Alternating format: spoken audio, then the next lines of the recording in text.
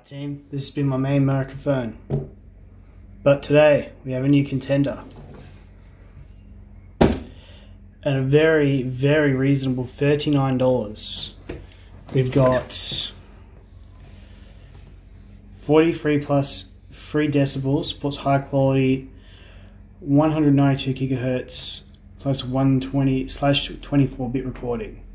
It says it's perfect for podcasting, game streaming, Skype calls, YouTube, music recording, support for Windows 7, 8 and 10 or later.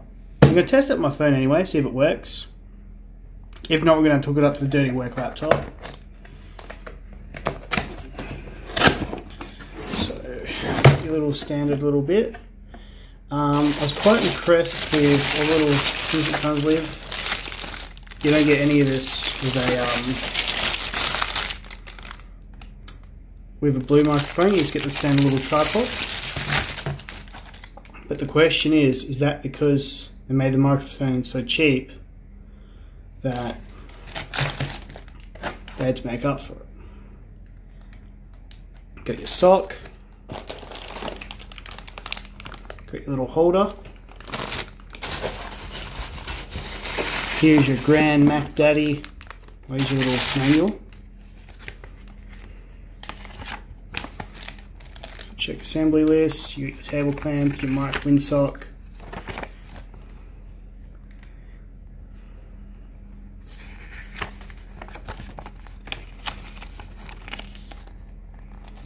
Well, apparently it does run on Mac.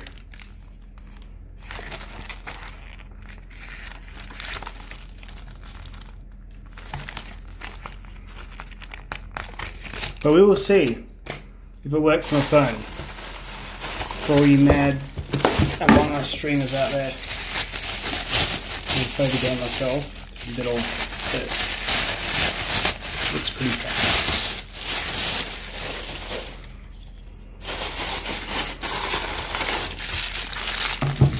This will be assembled in real time, so I'm mad lad. And it's actually very light microphone, but still feels pretty substantial, you know? Like, it doesn't feel as cheap as the $19 one I bought before. So we'll see if this is a $40 blue snowball kit. Okay guys, so we're going to start assembling this microphone now. So first step is to make sure you don't have any loose ends, unlike my tax returns, when you secure the table clamp to the table.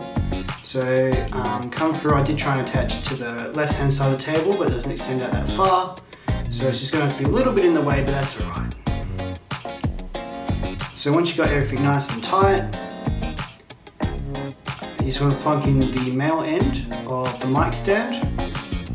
Just plug straight in there, and then you'll see on the front of the table clamp there'll be another screw just to tighten up. And if you do tighten that up, just keep in mind that you can't turn it as much, so I just left it a little bit loose. That way you can freely spin it around the table as your heart desires.